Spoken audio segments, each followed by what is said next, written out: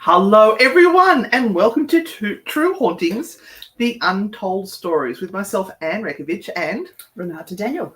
So this is where we tell you some of the stories that didn't make the True Hauntings podcast because didn't quite fit the genre, or there was not enough information to build out a full 1 hour episode.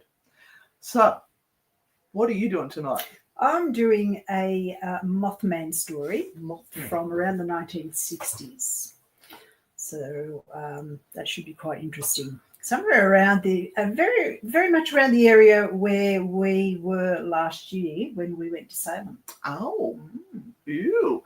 I am doing a story on New Orleans, and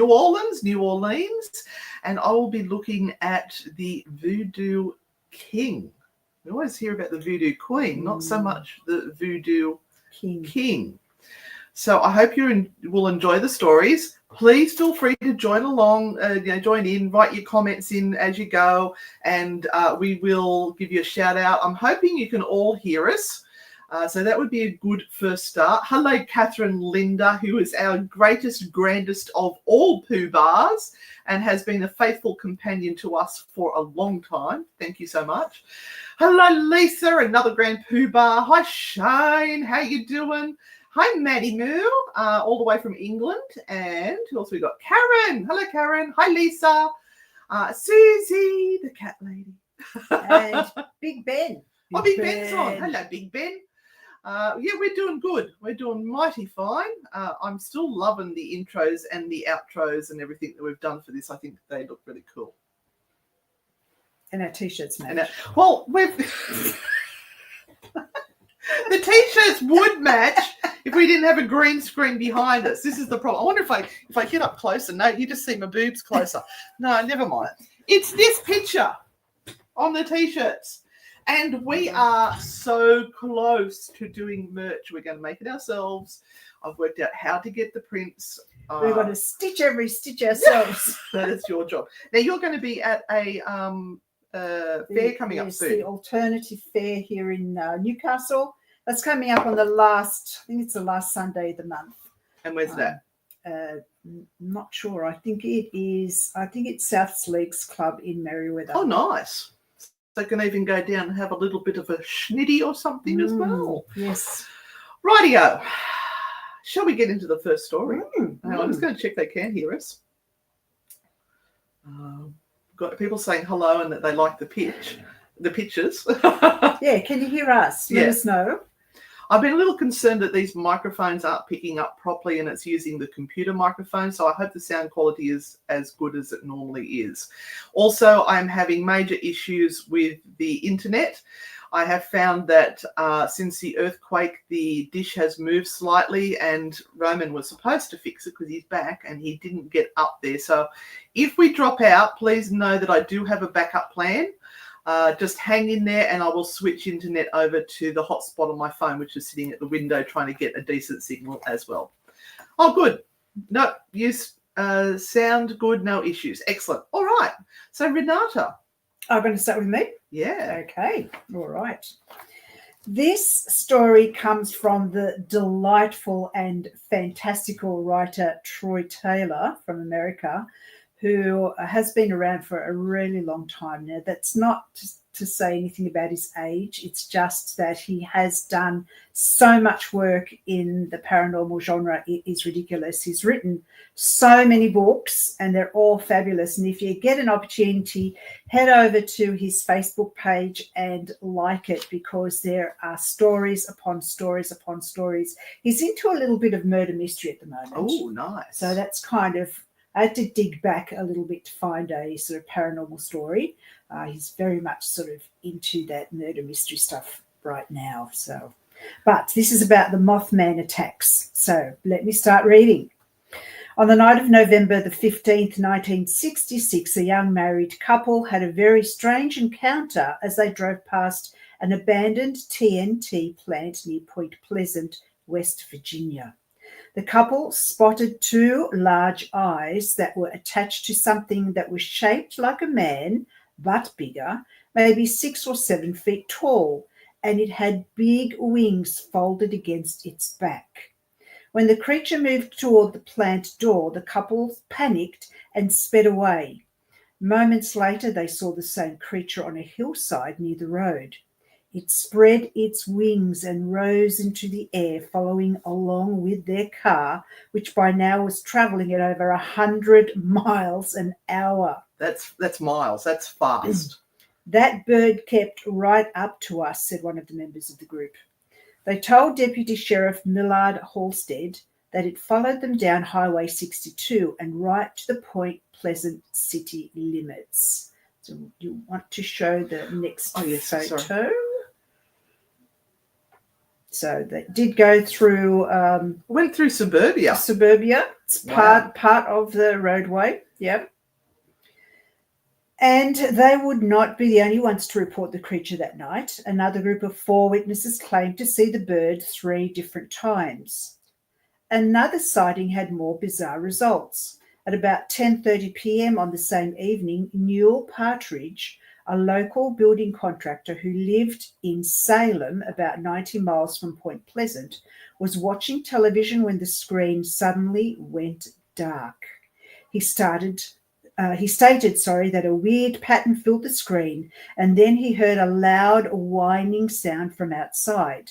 Partridge's dog Bandit began to howl out on the front porch, and Newell went out to see what was going on. When he walked outside, he saw Bandit facing the hay barn about 150 yards from the house. Puzzled, Partridge turned a flashlight in the direction and spotted 2 red circles that looked like eyes or bicycle reflectors. Bandit, an experienced hunting dog and protective of his territory, shot across the yard in pursuit of the glowing eyes. Partridge called him to stop, but the animal paid no attention. Naughty dog. His owner turned and went back into the house for his gun, but then was too scared to go back outside again. He slept that night with his gun propped up next to the bed. The next morning he realized that Bandit had disappeared. The dog still had not shown up 2 days later when Partridge read in the newspapers about the sightings in Point Pleasant that same night. One statement that he read in the newspaper chilled him to the bone. Roger Scarberry, one member of a group who spotted the strange bird at the TNT plant, said that as they entered the city limits of Point Pleasant, they saw the body of a large dog lying on the side of the road. No. A few minutes later, on the way back out of town, the dog was gone. They even stopped to look for the body, knowing that they had passed it just a few minutes before. Newell Partridge immediately thought of Bandit, who was never seen again. Oh, no. On November 16th, a press conference was held in the county courthouse, and the couples from the TNT plant sighting repeated their story. Deputy Halstead, who had known the couples all their lives, took them very seriously. They've never been in any trouble, he told investigators, and had no reason to doubt their stories. Many of the reporters who were present for the weird recounting felt the same way. The news of the strange sighting spread around the world. The press dubbed the odd flying creature Mothman after a character from the popular Batman television series of the day. Didn't know that they had a Mothman in the Batman series. Is that true, everyone? They had a Mothman in the Batman series. I do know that Daisy is either very psychic or she knows about this because she went, no, Mothman. Oh, good one. Oh, moth-eaten. The dog became moth-eaten. Oh, no. Okay. The remote and abandoned TNT plant became the lair of the Mothman in the months ahead. Do you want to show that photos? That's the next one. Next one. Yes. Oh, that looks like a good lair. Yeah. And it could not have picked a better place to hide in. The area was made up of several hundred acres of woods and large concrete domes where high explosives were stored during World War II. A network of tunnels honeycombed the area and made it possible for the creature to apparently move about without being seen.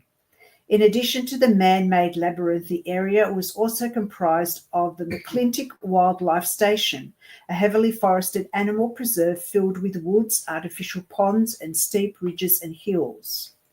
Much of the property was almost inaccessible, and without a doubt, Mothman could have hidden for weeks or months and remained totally unseen. The only people who ever wandered there were hunters and fishermen and local teenagers who used the rutted dirt roads of the preserve as lovers' lanes. Uh-oh. Oh, how just romantic is that? Very sticky there.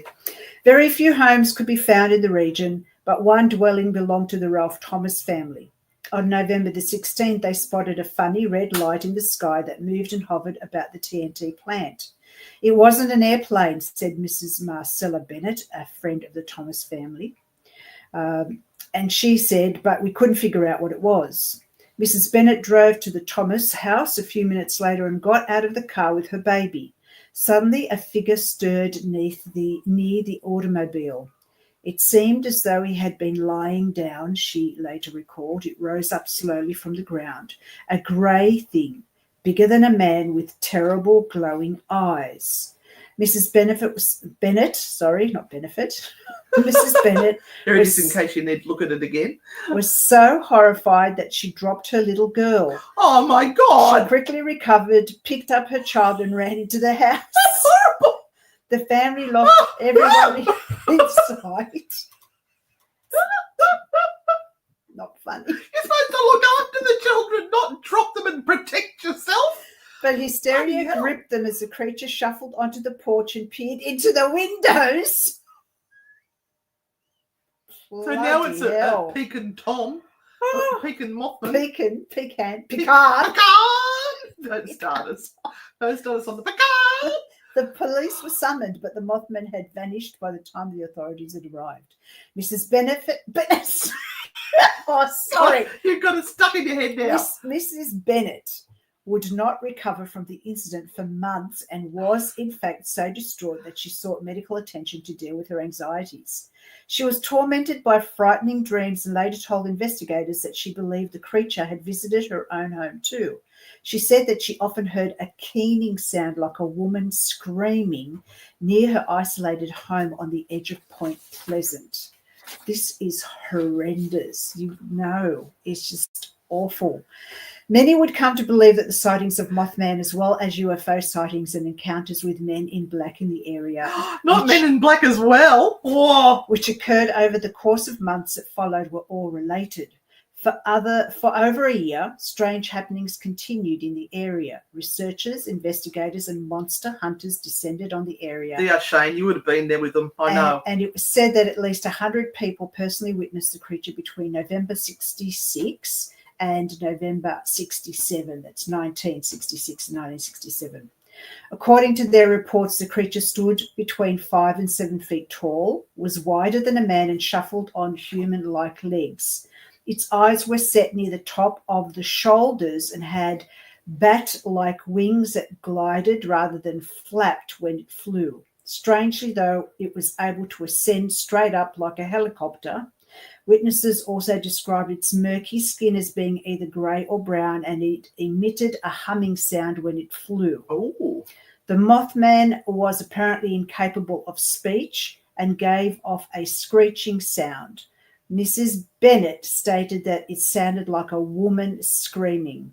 The Mothman was probably last seen in late November 1967, but the story of weird happenings in Point Pleasant had not yet ended. At around 5 p.m. on December the 15th, 1967, the 700-foot silver bridge linking Point Pleasant to Ohio suddenly collapsed while filled with rush hour traffic. Dozens of vehicles plunged into the dark waters of the Ohio River and 46 people were killed. The collapse of the Silver Bridge made headlines all over the country. The local citizens were stunned with horror and disbelief, and for many, the tragedy is still being felt today. There were many people, perhaps most people in the area, who believed that the Mothman sightings, the bizarre events and reports of strange lights were somehow connected to the collapse of the bridge. Some saw the earlier events as a warning or premonition of the deadly accident to come. Others believed that the Mothman was directly responsible for the horror. A few even insist that the creature was seen near the bridge just minutes before the collapse occurred. It became a portent, an omen, didn't it? If you saw the Mothman, it meant there was some sort of disaster that was about to happen. So, dear listeners, who or what was the Mothman, and what was behind the strange events in Point Pleasant? Whatever the creature may have been, it seems clear that Mothman was no hoax. There were simply too many credible witnesses who saw something. But what he was and why the region was and still is plagued by strange anomalies remains a mystery. Oh. So we've had some good conversation on there. These guys are far funnier than us. Shane said, didn't Attila see a humanoid like Mothman? I'm not sure. It sounds familiar, Shane. It sounds familiar, and I'm getting deja vu right this very minute, like this conversation's come up before. That's just bizarre. We have covered Mothman, but it was a long while ago in one of the American shows.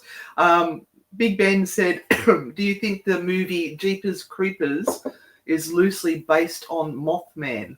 I don't remember it. I would have watched it, but it was a long time ago. Anyone else know that one? The Jeepers Creepers? If Steve was on, he'd know. Yeah. That's right, Dave. Poor Mothman. Cop and shit all the time. Dude can't stay out of the spotlight, and it's very easy for people to say, oh, it's Mothman's fault. They did it. Yeah, it's very, very creepy, though. And if you sort of think that 100 people, you've had 100 witnesses come forward, but did they really see anything? Or are they sort of just jumping on the bandwagon because so many other people are coming forward? I think that they probably did see something. If there's that many independent witnesses that saw that, but what is it they saw? They're all saying more or less the same thing. Huh? So they're all sort of describing it exactly the same way, but yeah. I like this. They're starting on the moth. Wish your mum a happy Mothers Day. It's all mothed up. Come on, Dave, where are you?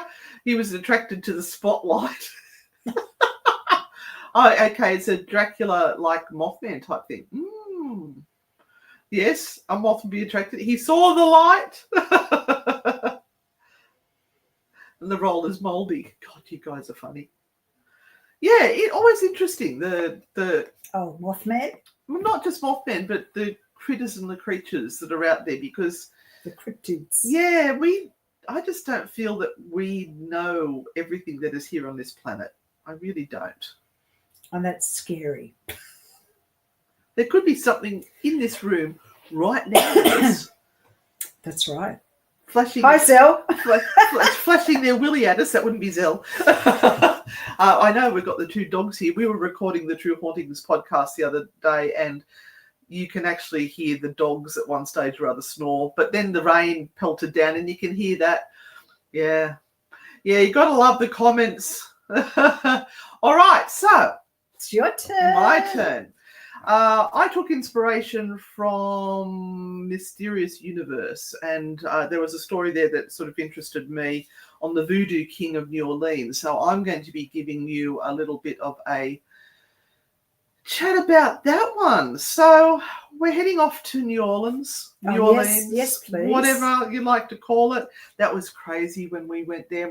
We were jet lagged, and we were walking the streets in the heat, and we're just going, we're actually here. Mm-hmm. We're actually here. So, New Orleans, the city of masks and shadows, a place where the air hangs heavy with jasmine and the dead walk just a breath away from the living. Tourists may stroll through the French Quarter sipping cocktails, but in the back alleys, beneath the hum of neon and jazz, the old ways still whisper. And none whisper louder than the Voodoo King himself. His name? Jean Montanet. And most knew him as Dr. John. Now, we're not talking about the new Dr. John that was there. We're talking about one that was from the 1800s. And some didn't dare speak his name. He arrived like a ghost off the sea sometime in the early 1800s, bearing the kind of scars that a man doesn't talk about. Some say he was born to a Bambara prince in West Africa. Others say he was never born at all, that he conjured from ash and bone, spat out of firelight during a blood moon. But what we do know is that he came through Cuba, and that by the time he reached New Orleans, the spirits already knew him by name. He called himself a healer, a conjurer, a reader of destinies. But it wasn't long before some people were whispering more than that. His face was etched with ritualistic scars, 3 lines down each cheek. And his eyes, oh, those eyes, people said they didn't reflect light, they drank it in. So Dr. John set up shop along the Bayou Road, not in the quarter, not amongst the French or the Creole elite. No, he stayed close to the wetlands, to the swamps where the spirit still stirred. He built a home that locals swore changed shape by the season. Some said it had no colour. Some said it had no door. Some claimed it was guarded by a serpent with eyes like fire. But still, people came. They came in secret. There was judges, slave owners, and servants. They brought offerings of coin and hair and the occasional tooth. They asked for love, for revenge, for luck, and Dr. John or Dr. Don delivered. Now, Renata, if you want to click on some of these comments as they're coming through. Now, he made gree bags. Come over to the media assets and click on the picture of the gree bags. Yep, down there. So I've put one there so you can see what they are. We actually had some gree bags from when we went to New Orleans, and we made them ourselves. Mm-hmm. But unfortunately, we couldn't bring them home because they were filled with herbs and seeds and things that... What?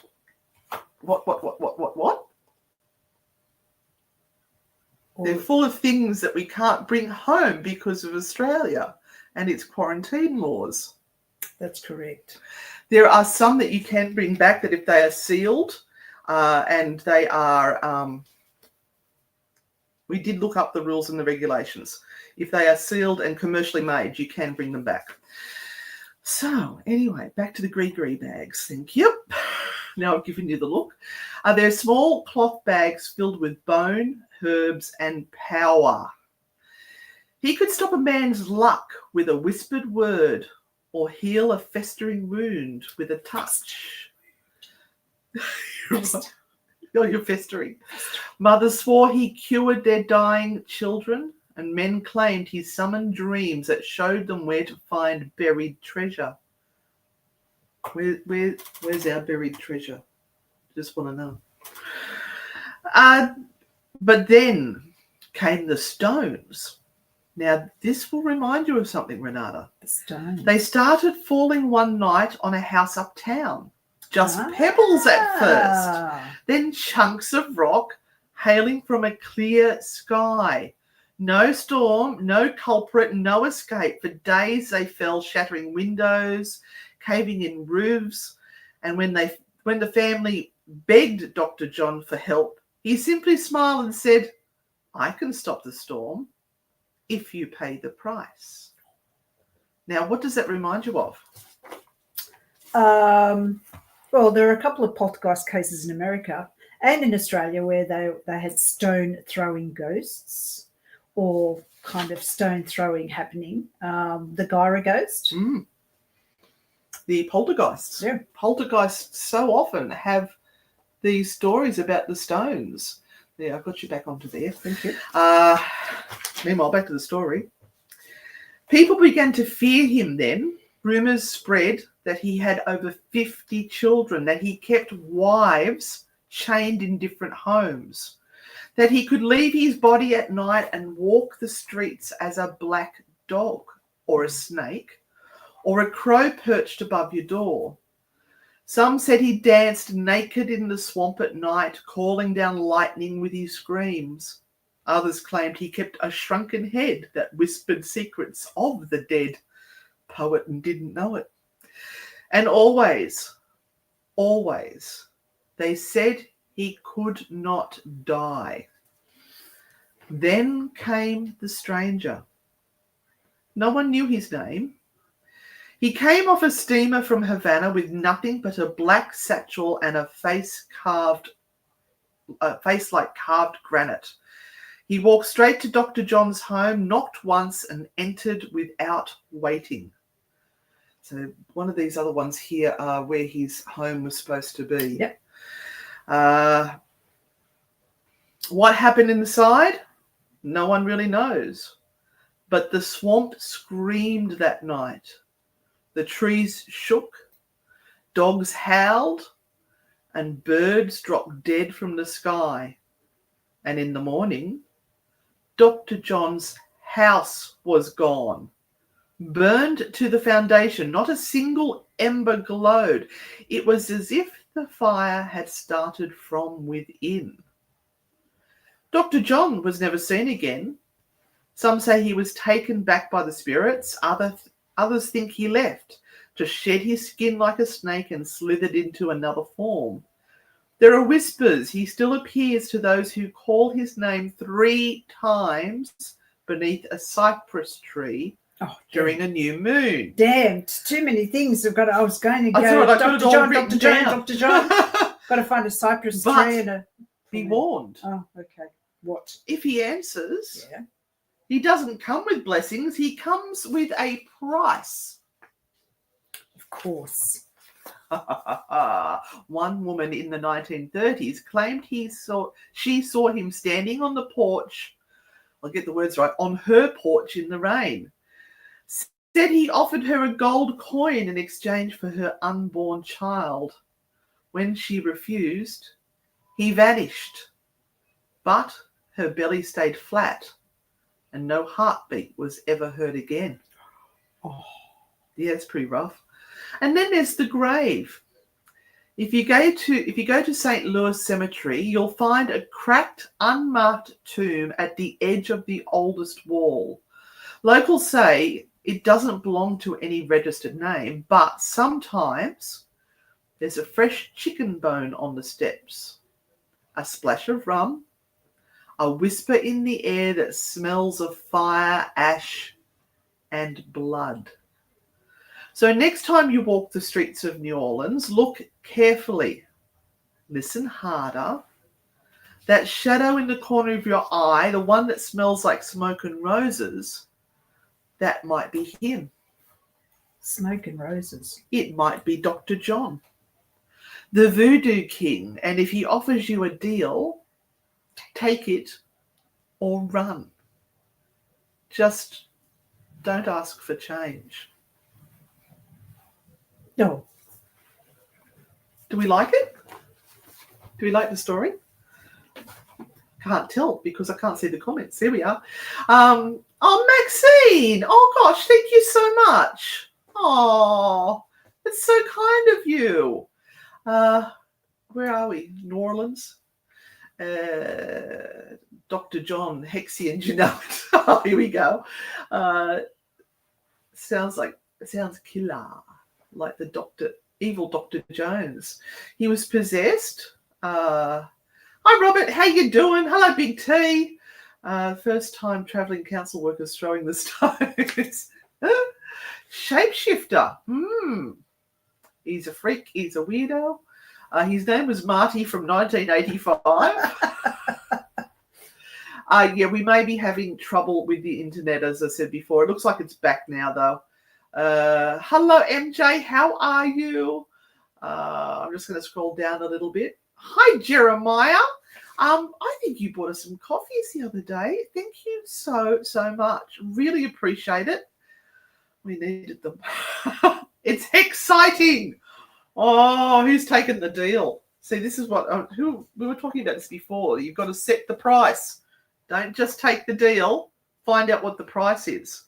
Now, I do have here another story. Came prepared to make it stretch. There is supposedly a story about somebody who summoned Dr. John and brought him back. Would you like to hear that one? They've got no choice. That's right. Just got to do it whether you want to. Take the deal or not. Maybe no price attached. Hi, Casey Ann. Oh, thank you, gorgeous one. Thank you. And thank you for the stars and the stickers and all of that. We appreciate that. That helps us keep doing what we do. Mara, you made it. You were very early, and now you're not that late. You did good. All right. So, yes, please, Anne. Thank you. I just needed one yes. That's all it takes. So these are stories we tell and stories that warn. This is the latter. It begins, as these stories often do, with someone who didn't believe or maybe believed a little too much. Her name was Camille. Thank you, Robert. Camille. 34. A florist on Decatur Street by day and an amateur folklorist by night. She had a podcast. She's not from the 1800s. Of course, everybody does now. Just because we've got a podcast, don't pick on us. Thank you very much. True Hauntings Podcast, for those who haven't listened. So hers was different. She just wasn't telling ghost stories. She was hunting them down. Her latest obsession was Dr. John, the Voodoo King of New Orleans. She'd heard of the legends, dug through dusty old books, listened to barroom stories told by drunk old men with wild eyes and shaking hands. But Camille wanted more than tales. She wanted proof. There was an old ritual scrawled in the margin of a decaying notebook she'd found at a yard sale in Treme. I don't know if that's how you say it, but it's either Treme or Treme. Treme with a whoop at the end of it. It claimed to be from the family of a former servant of Dr. John himself, written in French and Creole with symbols that didn't appear in any book that she could find. At the bottom, a warning. Call him if you dare, but make no demands and offer something sweet and bitter. Camille. Sweet and bitter. Come on. Work out which one's which. She didn't care. She picked a new moon when the sky was black and the wind carried whispers, drove out past the quarter down the Bayou Sauvage, where the road ends and the swamp begins. She brought the offerings with her, dark rum, a red candle, a doll she stitched by hand using black thread, Sounds familiar. It does, doesn't it? What have you been up to? And her own blood pricked from her finger. That happens occasionally, but it's an accident. She charges extra for that. Ow! If anyone's not seen Renata's poppets, they're beautiful. Okay, she sat under an ancient cypress, the kind with the roots like bony fingers. Oh, hello, where did she sit? And whispered his name. Jean Montanet. Can't remember how to say it. Montanet. Dr. John, King of the Dead. She whispered it 3 times. Dr. John, Dr. John, Dr. John. The candle flickered. I can't do a flicker. And the wind died. And the swamp went silent. No frogs. No birds. No insects. Just breathless stillness. And then the footsteps. Not hers. Not animals. No crackling of branches, just slow, deliberate steps approaching from behind. Run away! Run away! She turned. No one.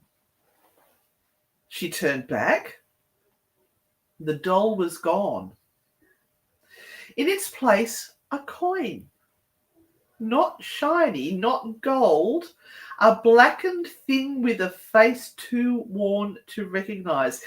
It was warm. It pulsed. Camille picked it up and heard a voice.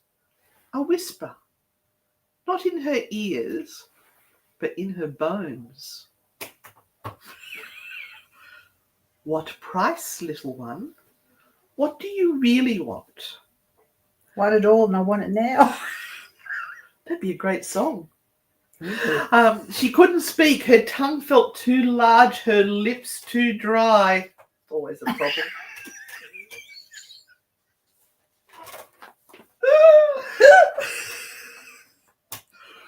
Anyway, I've lost my spot after that. That got me all excited. So that's right. She had dry lips, didn't she? Say it. Scream for that.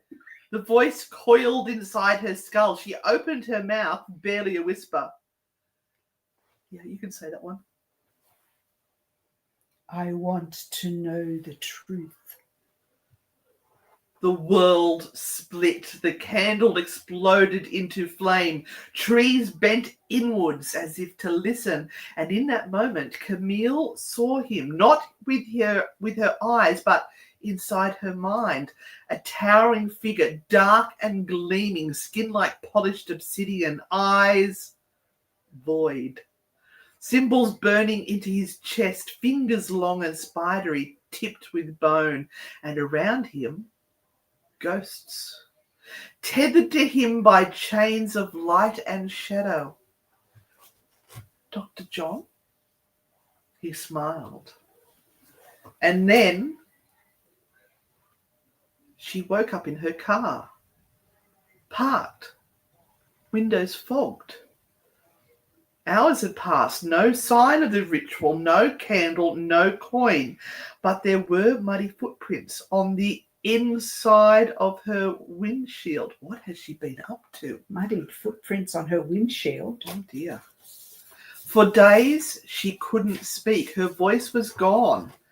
Doctors found nothing wrong, but at night she whispered in her sleep names that no one recognized, prayers in a language no one spoke. And then came the dreams of fire, of Walking Dead, the TV show, of New Orleans drowned in black water where only spirits sang. She began to draw symbols she'd never learned, carve them into the walls of her apartment. Guess who's not getting her bond back? And one night, she vanished. Her neighbours say the lights flickered, a smell of ash filled the hallway, and someone heard music, low drums, a rattle, the hiss of a serpent. And when they broke in the next morning, her apartment was empty. No furniture, no clothes. Oh, he took the lot. Not even dust. At least they cleaned up afterwards. Wow. So she knew she wasn't going to get a bond back. So how she's got out. efficient is that? Yeah. Only one thing remained. A red candle burned to the wick and a coin still warm. Some say she's still out there walking the swamp trails, half in this world and half in the other, listening to the dead, serving the one she called. They say if you find her, she'll tell you things no one else could ever know. But don't ask her where Dr. John went, because she'll only smile and whisper, he's not gone, he's waiting. So, if you hear footsteps behind you on a windless night, and your candle flares without reason, or your dreams begin to taste of rum and roses, you've had too much hashish. No, you didn't imagine it. You called him, and now he's listening. Ooh-ah. Ooh-ah. Ooh-ah. Now, Daisy said something while you were reading that story, which is an interesting thing to talk about. It sounds like an allergic reaction. Thank you, Tammy. Daisy says, I watched some ghost hunters who were helping spirits pass to the other side. Honest question, the place they were at was known for its ghosts. Wouldn't the owner get annoyed to lose his ghosts? Yes. Yes, he would. Absolutely. They shouldn't be doing that. And I bet they didn't ask permission.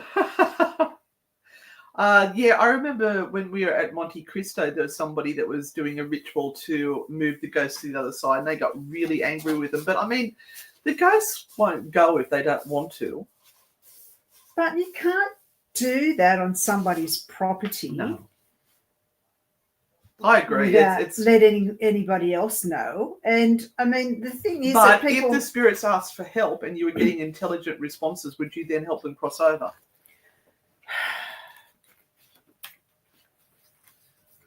It would depend on whether there's a couple of things you've got to take into account here.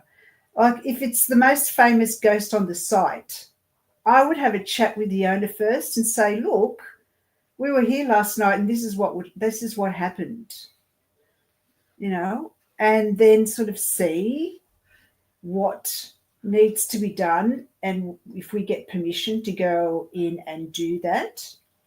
I mean, the likelihood is that if you don't pass them over, they might start doing wonderful things in there, and the owner eventually says, well, okay, obviously this isn't working for me anymore. Yes, please help them move on. But I don't think people, from an ego perspective, should be doing that, especially on, for TV. It's a freaking TV thing, honestly. It's for clicks. Look, I've been involved in helping alleged spirits who are stuck crossover, but it's only because they've come on and they've asked help. And when I have this thing that I do, that if I have a spirit come across the spirit box or whatever we're using and they say help, I will say, I'm happy to help you. I just need to know your name. And that way, if I actually get a name, then I'm assuming that I've got an intelligent conversation happening between an entity that has some form of consciousness. Because most of the time I believe it's just an echo from the past, an imprint. And people are wanting to hear words like help come through the spirit box, and that's how it's interpreted. So I'm happy to help if I'm asked, and if it shows that there is some sort of intelligent connection. We did an amazing one at Q Station before you came along, which the back and forth responses we were getting was astounding, and you actually felt the energy change when they left. That was interesting. It's a lot different doing it in a private home, absolutely, but in a public space, I think you've got to always ask permission of the owner first before you kind of go ahead and do anything. They would be pissed off as hell to turn up at the end and go, well, you've just done my business in. Thank you very much. Now, after all those exciting stories about Dr. John, would you like to hear the truth? Yeah, go ahead. Right, so Dr. John wasn't a demon or a god nor a ghost. He was a man, and he has some really interesting stories about him in real life. His birth name was Jean Montanet. Sometimes you'll see it spelt as Montanee or Ane. It sort of varies. He was born around about 1803 in Senegal, West Africa. Now, he claimed that he was the son of a Bambara prince. So that was from him, which may explain why he had the 3 marks on his face. I'm not really sure. They weren't just decorative. They were tribal markings of identity, protection, and possibly status. But he ended up taken as a slave, and that's the truth of what happened. As a child, he was captured by Spanish slave traders and shipped to Cuba, where he was sold into bondage. He managed to get his freedom, and if I remember correctly, he became a very good cook. And Daisy. I pay that. You're on fire tonight. Oh, that's you good. are on fire. Oh, Right, so he became a very good cook, and his owner, I'm just using the terms that we've been given here, appreciated what he learned and his skills so much that he granted him his freedom. So from there, he made his way to New Orleans. He arrived in a city that sort of got a mix of Catholic, African, French, Spanish, free and enslaved. Voodoo was already there and a big thing. And as we know from our visit to New Orleans, just about anyone there claims they're a voodoo queen and is an expert. And yeah, it's not. and the locals put up with it, but they don't really like it. No. There is maybe 1, maybe 2 shops that will actually sell you or create the real thing. Very hard to find. You have to know someone that will tell you which one it is. Other than that, most of the other shops are selling the same old stuff, and it's got nothing to do with voodoo. Right, so if you want to click on any of those comments, I'll just put that there so you can pop them up as we go. So the basis of New Orleans is West African religion, Catholicism, and Native American tradition. So it's a real hot pot. So he quickly established himself as a root doctor.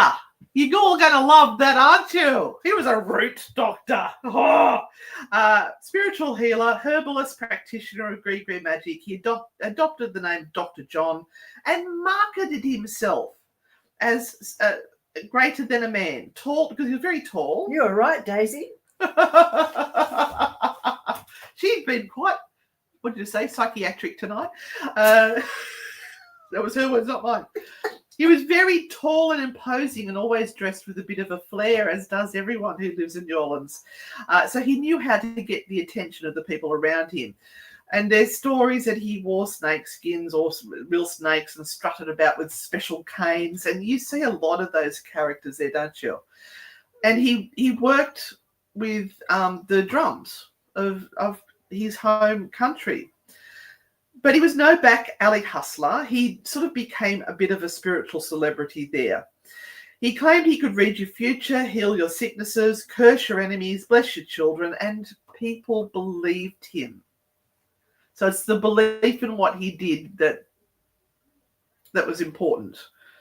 Right, we're about to. Yep. From enslaved people to the free people, to the wealthy white elites, everyone came to Dr. John. He sold amulets, conducted rituals, and above all, he had these special gree bags, special powerful charms made of herb, bone, metal, and even hair.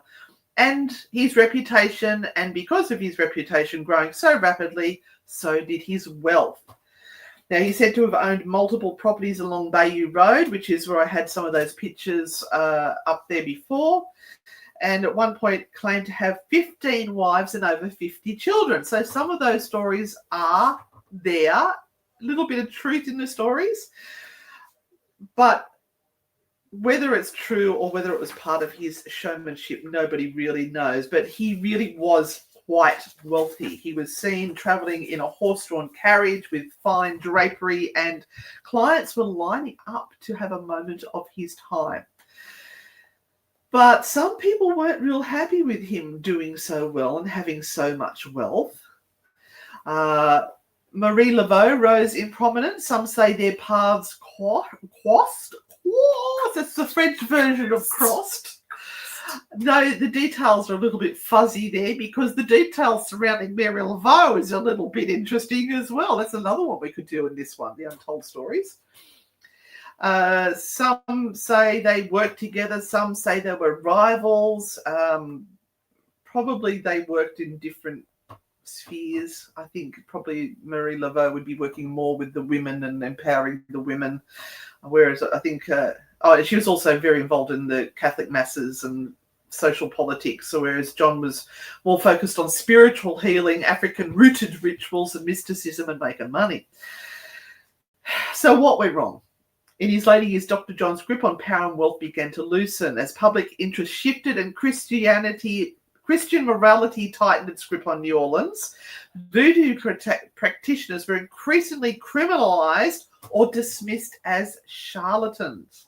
Dr. John became a caricature of his former self, reduced, as some say, to performing in public squares, telling fortunes for coins, and his once regal air replaced by something tragic. He faded from prominence, eclipsed by newer faces and changing times. Now, one of the articles I read about him said that he actually had somebody forge his name on some of the documents of his properties and sold them. But he actually couldn't write. He was unable to write his name, but they didn't care. I think the powers that be were quite happy to take that wealth away from him. Apparently, he didn't trust banks. So he used to hide his money, and he'd be seen disappearing and coming back out of tunnels and caves and things with bags of money and wealth. But eventually he died, and they are still saying to this day that his wealth will be hidden somewhere in New Orleans. We're going back. We're going to look for all these tunnels and caves. Freaking tunnels. So he died around 1885, possibly in poverty or just hiding his money. He may have become paranoid about the wealth and hid it away. We've known of many people who have been very wealthy who live in poverty, and we've done other stories from New Orleans where that's happened as well. And that was at the, what's that house? The horribly haunted house, La Laurie. Yeah, there was somebody there. He was found with bags of money hidden around him. It's thought that he's buried at the St. Louis Cemetery No. 1, which is the oldest and the most famous. But unlike Marie Laveau, whose tomb is well known and regularly visited, been there, did that, his resting place is unmarked.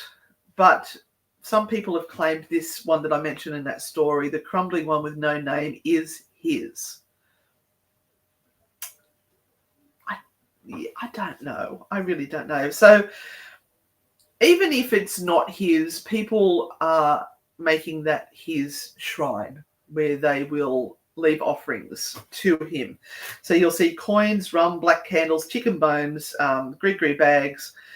Because after all, the legend of Dr. John doesn't die, even though he may have physically passed. So they sink into the bones of the city, into the brick, the blood, and the bayou mist. And when the night is right, maybe, just maybe, you'll hear the beat of his drums again. So that's the real story, as we like to do in True Hauntings, where we come back to the truth of it all. What do you think? Do you think he was really somebody who had magical powers that could do all those things? Having met that gorgeous man where we went to the park, and what was his name? He's very famous on YouTube, and he is so honest. And he took us to where his family actually built the first house where they lived, and showed us. And you talking about where Dr. John's house was, kind of down near the river, and that it changed different colours and everything. It reminded me of that story when he actually took us down there and said, this is where my family is from. Yeah. It's sort of nowhere flash. This is where we all started. And I think the mysticism of people who have come from another culture with their religions and their beliefs and way of doing things is very mystical to people of the time who would have been quite superstitious, and they would have latched on to those sorts of things as a possible way, hope of means of improving their situation. Absolutely. It was, magic was a way of survival. When times were tough, and for most people they were very, very tough all of the time, you wanted to have magic in your life. You wanted someone to be able to improve the situation. And if you believed hard enough, if you prayed hard enough, if you gave enough, gifts to the gods, whomever they were, maybe they would grace you with change. There was always hope. But things haven't really changed that much if you think about it. Today, if you find yourself in strife, for those who believe in whatever it is they believe in, they will say extra prayers. They will plead with God or whoever it is they believe in. I will commit my life to you. I will do whatever you ask of me. I'll put bigger money in the offering plates if you can help me be better than what I am now. So it's still there. Mm. Yeah, people don't change a lot over time, that's for sure. Like a fishing story, Dave, it's always bigger and bigger the more times you tell it. Well, we do hope that you have enjoyed tonight's stories. And, if you have, please leave a comment even after we drop out. If you have just started watching, then please go back and catch up. Yeah, and still put your comments in as you're going, because I still see them. They come up on the thing, and I send them across to Renata and go, "Oh, look, people are commenting. It's so wonderful."